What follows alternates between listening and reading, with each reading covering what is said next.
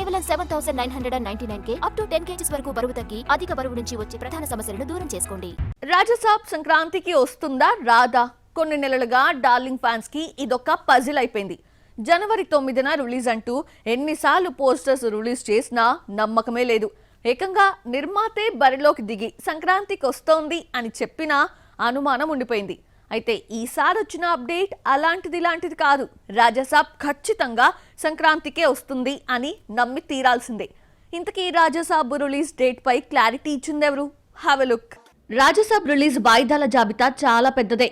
ఈ ఏడాది సంక్రాంతికి రావాల్సిన ఈ horror thriller summer December 5th అంటూ చాలా డేట్స్ మార్చుకొని ఎట్టకేలకి జనవరి 9న థియేటర్స్లోకి వస్తుందని చెప్పినా నమ్మకం కుదరటం లేదు. ఎప్పటికప్పుడు మేకర్స్ క్లారిటీ ఇస్తూనే ఉన్నారు.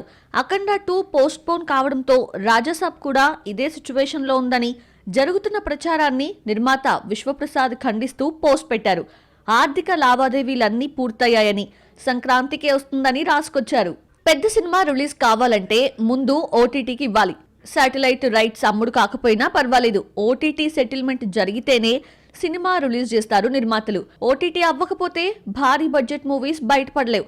ఎట్టకేలకు రాజసాబ్ ఓటీటీ రైట్స్ ని హాట్స్టార్ సొంతం చేసుకోవడంతో ఇక సినిమా సంక్రాంతికి వస్తుందా లేదా అన్న డౌట్ కి ఫుల్ స్టాప్ పడినట్టే. అన్ని లాంగ్వేజెస్ ఓటీటీ రైట్స్ 140 కోట్లకు జరిగిందని తెలిసింది. ఇలా ఉన్న అన్ని అడ్డంకులకు లైన్ క్లియర్ కావడంతో రాజసాబ్ 9నే థియేటర్స్ లోకి రావడం ఖాయం. ప్రభాస్ ప్రెజెంట్ జపాన్ లో బాహుబలి ది ఎపిక్ ప్రమోషన్ లో ఉన్నాడు. 12న జపాన్ లో రిలీజ్ కానున్న సందర్భంగా అక్కడ ప్రచారం చేస్తున్నాడు.